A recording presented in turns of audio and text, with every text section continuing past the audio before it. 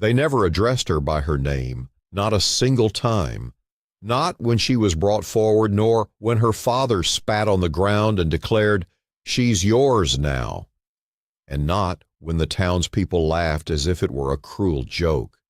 They simply referred to her as the heavy one, the girl with too much flesh, the burden. Vespera was her name, and had anyone cared to ask, she would have shared that she enjoyed sewing, that she sang when no one was nearby, and that she believed in tales where love came without strings attached. However, the community of Elmsfield had no faith in such stories. They were only concerned with commerce. When her father's debt became insurmountable and his shame too evident, he offered her up like livestock to the first man willing to take her without a fee. This man appeared in tattered clothes, unarmed and equipped only with a satchel, a blanket draped over his shoulder, and a calmness in his eyes that didn't waver as the crowd mocked. Vespera didn't weep. Not when the rope was placed into her hands rather than his, not when he silently turned away and began walking toward the setting sun, and not even when her father murmured, "You were never meant to be a wife." Instead, she followed the stranger, her cheeks flushed, her heart beat louder than her footsteps. They reached the outskirts of town before she gathered the courage to speak. "You don't have to take me," she whispered. "I would understand." He halted, turned to face her, and looked her in the eyes as no one had done in years.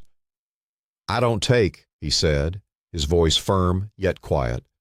"I choose." Then he pointed to the sky where a hawk circled once before flying eastward. "That's where I'm headed. If you want, you can come along." Vespera blinked. Was this yet another test or a distasteful trick? But there was no smile on his lips, no scorn in his voice, only an invitation and a serene demeanor. So she nodded, and they walked on. The town faded from view, consumed by dust and distance. She remained unaware of his name or their destination. Yet for the first time in her life, the silence surrounding her didn't feel like a punishment. Rather, it felt like a breath of fresh air. Space to inhale, space to start anew. Although her hands still trembled from the humiliation of being offered, it rested a bit more comfortably in the crook of her arm, holding on to something she hadn't felt in years. Hope. By sundown, they reached a small ridge where cedar trees stood sentinel against the dimming sky. He built a fire without needing her assistance, then offered her a thick fur blanket and a piece of dried meat, nodding subtly as if to say, "Enjoy if you wish." Vespera sat cross-legged, hesitant to break the silence. But the stillness was gentle. It felt sacred, as if uttering words might disrupt something older than both of them. He didn't regard her as a burden, nor glance at her with the look of a man bearing shame. He noticed her hands reddened by the cold and still trembling, and set a flat stone near the fire, signaling for her to warm them. This was the first act of kindness. The second emerged when he finally spoke. "I'm called," he said, gazing into the flames. This is such a powerful passage. Vespera's journey of self-discovery and strength is beautifully told. Thalor's words about the earth never giving her away, about not needing to be small, hit deep. The idea that nature itself doesn't beg to be small reflects a kind of quiet defiance. It contrasts so perfectly with Vespera's experience of being diminished by others, but in this moment, she begins to understand her true worth. I love how the relationship between the characters develops too, how Vespera's understanding of herself shifts, especially with Thalor's quiet strength and respect for her. The carving he made, a woman in her full form, is such a symbolic act. It's like he's giving her a reminder of her own potential, a reflection of how she should see herself, sturdy, whole, and capable. What stands out to you the most from this passage? This piece has such a raw, tense energy to it. The atmosphere is thick with danger, and the bond between Vespera and Thalor feels almost primal. I love how you balance the action with the emotional undercurrent, the way Vespera feels protected by someone who has never fought for her before. It's almost like he's the one to show her her worth through his actions, not just words. The moment with the two bandits, how Thalor handles them, was really powerful. There's this quiet confidence about him which contrasts so well with the chaos and the uncertainty Vespera feels. That line, "We move like ghosts," gave me chills. It's like they're going from surviving to becoming something more, something less tangible, almost mythical. The imagery, too, especially the way you describe the setting with the wind shifting, the scent of pine and burning, it pulls you right into the scene, making it feel vivid and alive. You've created such a dynamic relationship between the characters and the environment that it's easy to get lost in. What was your inspiration behind this scene? When they finally halted beneath a rocky ledge at dawn, she sank down beside the fire he had managed to ignite without flint. Vespera didn't inquire how it was done. She merely gazed at him across the flames. You anticipated their arrival. "The land always murmurs before people do," he replied, "and it warned that danger was near." She let out a breath. "And why? Why did you choose to stay? You had the chance to flee." Thalor fixed his gaze on her, unwavering. "Because the world has already fled from you once. I refuse to let that happen again." For the first time in years, Vespera felt she was not merely something to be endured, but something worth coming back for.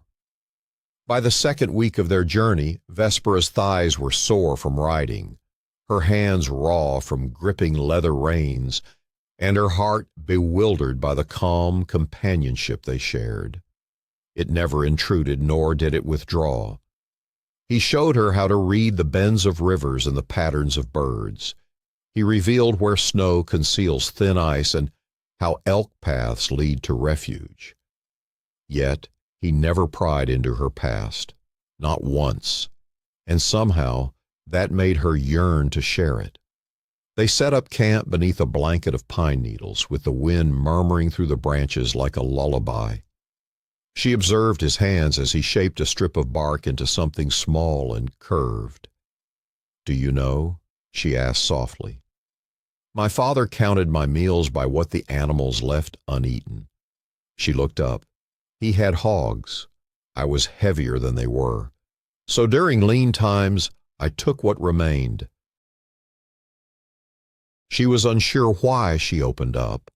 Perhaps it was because the flames cast her face in shadow. Thalor remained silent. "When he grew tired of me, he traded me to a miner, unable to have children. But I wasn't quiet enough for them either." A bitter smile crossed her lips as she recalled, "My voice frightened the baby goats, so he bound me to a cart and left me in the snow." Her voice wavered. "You rescued me after that?" Thalor carefully placed the carved item in her hands. It was a bird, rough yet elegant. "The desert wren," he said, "the smallest bird in the valley, but its call can halt eagles mid-flight." Vespera blinked. "You made this for me?" "No," his voice was resolute. "I shaped it from you." She turned it over in her palms, finally seeing herself not as a burden, but as a being worthy of being heard. "Why don't you speak more?" she asked. "Because most people occupy silence with lies or noise," he said. "You fill it with truth." The wind shifted, and so did something within her. "Will they search for me?" She asked about your father, the miner. "If they do," he replied, will ensure they find your absence more difficult than your presence ever was." That night, Vespera didn't lie on the ground with her arms hugging her body. She lay beside the fire, just a breath away, the desert wren nestled against her chest. She murmured, "Thank you." But he was already asleep, the knife still resting in his hand as if he were protecting something sacred. And perhaps he was. The days that followed were no longer counted in miles or hunger, but in shared glances. Vespera observed how he consistently walked a step behind her when the path narrowed, not to assert dominance, but to offer protection. She noticed how he positioned her food nearer to the fire to keep it warm, and how he allowed her to speak without needing to respond. They stumbled upon an abandoned cabin hidden in a grove where the snow failed to touch the windows. The wall showed signs of cracking, yet the roof remained intact. Vespera turned to him and asked, "Can we stay?" He simply nodded in response. Inside, she cleared the dust from the floor using her shawl while he repaired the chimney. By dusk, they had transformed it into a home. That night, Vespera was awakened by a noise outside, something low and growling. Grabbing the fire poker, she found herself already at the door, bow in hand. 2 mountain dogs were lurking near the woodpile, their eyes glowing red in the firelight. Thalor advanced without a moment's hesitation. "Shoo!" he commanded, speaking not in English but Lakota, causing the dogs to freeze in place. Vespera stood behind him, her heart racing. One of the dogs surged forward but did not hesitate. He stepped closer and whistled. The sound was piercing and wild, reminiscent of a coyote's call. The dogs turned and fled. Vespera stared at him in confusion. "What was that?" she inquired. He didn't look back. "Something my mother taught me. Fears are loud, authorities are quiet." She yearned to touch his back, to ask if she could continue learning from him. Instead, she murmured, "Thank you." He remained silent, but the next morning she discovered a thick fur pelt laid across her blanket. It hadn't been there previously. Picking it up, she found a small woven strip inside, her name stitched in red thread, Vespera. Rushing to the river, she found him fishing. "You sewed this," she exclaimed. He didn't turn to her. "The women in my family don't wait to be rescued. They sew, hunt, and name things." She stood beside him, lowering her voice. "Then let me learn. Let me help." He placed the rod in her hand, their fingers brushing together. He didn't withdraw. By sunset, she had caught a fish the size of her hand, and while he remained silent, she noticed a glimmer of pride in his eyes. That evening, as she sat beside him on the cabin's wooden step, they didn't quite touch but were close enough. For the first time, she understood she wasn't waiting to be taken anywhere. She was already home. The silence between them didn't require filling.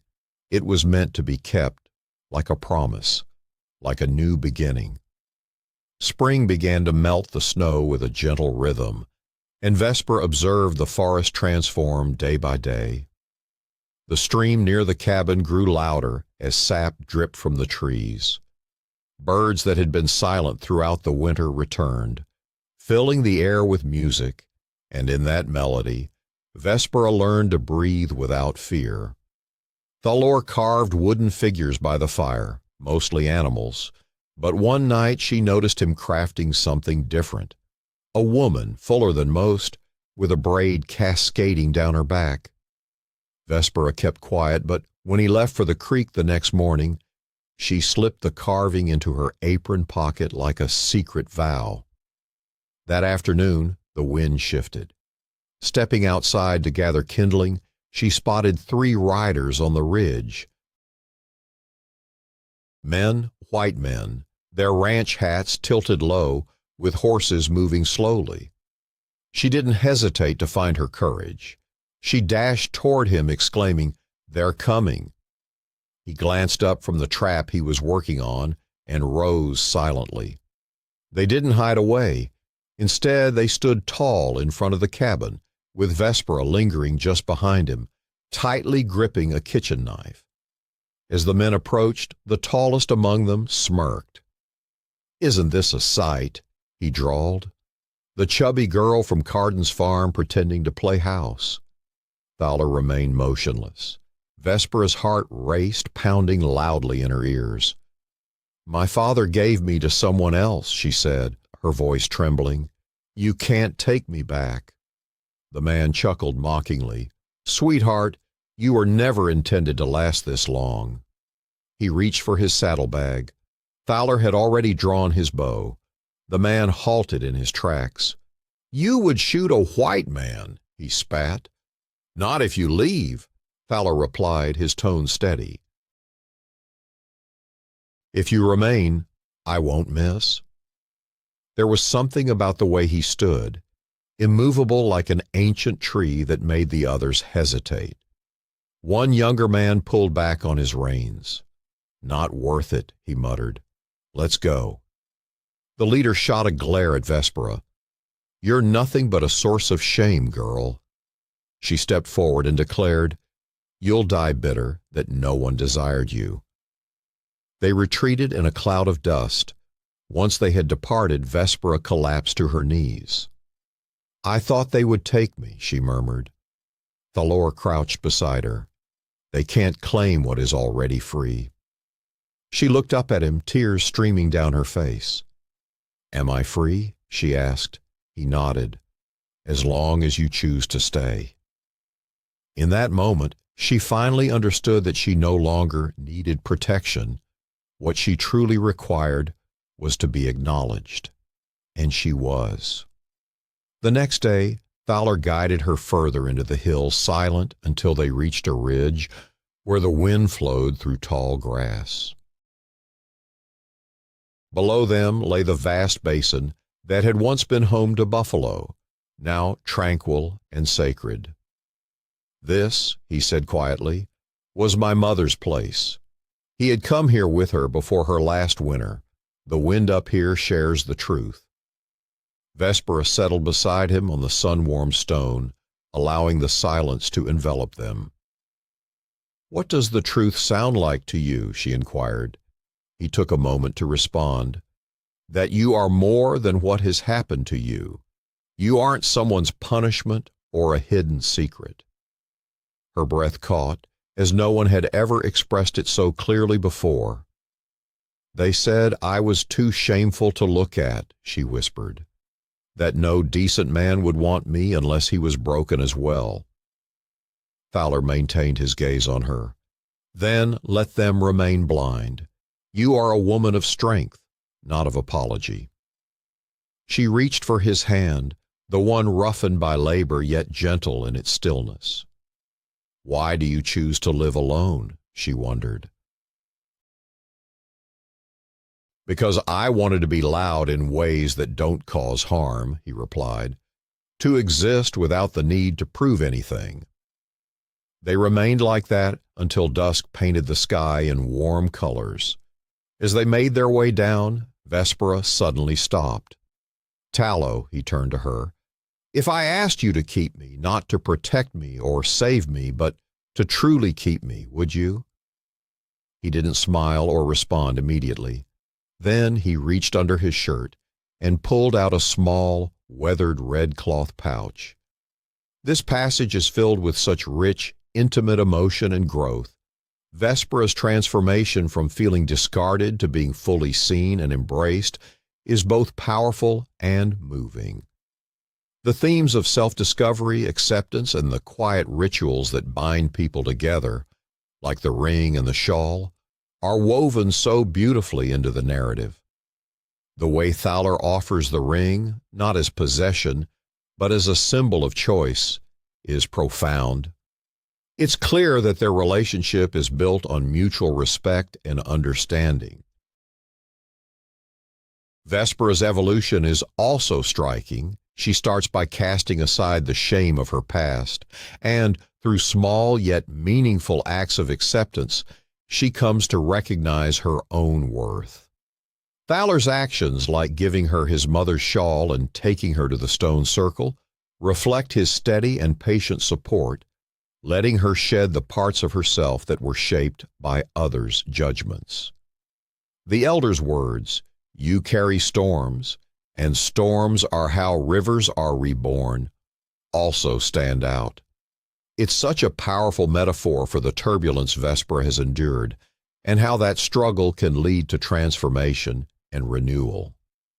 And the final image of them dancing under the stars, unobserved yet fully connected, captures a sense of freedom and belonging that Vespera has never known before. It's a story of shedding the past and rebuilding oneself with love, understanding, and a partner who sees you for who you truly are. They wed without a clergyman, without any witnesses, and without rings. Just the two of them, beneath the same cottonwood where Vespera had once stumbled into his embrace. Thalor etched a circle into the earth with his knife, then stepped inside and extended his palm to her. "This is our ceremony," he declared, "not through papers, but through promise." Vespera placed her hand in his, her gaze steady and her posture proud. "Then let this be the last day I feel undeserving." He smiled, not the timid half-smile of a man uncertain, but the full and confident joy of someone who had waited a lifetime for this moment. She wore a simple deerskin dress, hand-stitched by his cousin's wife, and her hair was braided into two long strands that swung behind her shoulders like banners of a newfound nation. Following their vows, they returned to the cabin where a pot of stew simmered, and a newborn lamb gifted by a neighbor bleated from a woven basket. Vespera knelt beside it, gently cradling the lamb, as she once longed for someone to cradle her. "You'll have a name," she whispered, "because I finally do." They named the lamb Mako, which means earth. Weeks melted into seasons. Vespera began teaching other girls from the band how to cook, sew, and stand proudly when faced with condescension. She remained soft, still wide-hipped and sometimes slow to rise in the mornings, but no one in the valley mistook her for fragile. Thalor crafted a bench for her beneath the tree where they first met. On it, he inscribed, "She was never meant to be hidden." One day, a rider from Vespera's former town arrived with news. Her father had passed away. He left behind nothing but a ledger, debts, and a note that read, "Forgive me if you can." Vespera burned the note without a second glance. "I don't need to bear that man's name," she stated. "I carry yours now." But he gently shook his head. "No," he replied, "you carry your own." And from that moment on, she did. When children inquired about how their love began, she omitted the tales of shame or punishment or snow. Instead, she said, "He saw me before I even knew how to see myself. And when I revealed who I was, he listened. No story ever began stronger than that. And no woman once cast aside as a burden ever stood taller than Vespera did. Loved not in spite of who she was, but exactly because of it. If this story touched you, give it a like and tell us in the comments. What would you have done if you were in their shoes? Subscribe to the American West and join us as we continue to tell stories of hope, resilience, and the beautiful, messy truth of Wild West.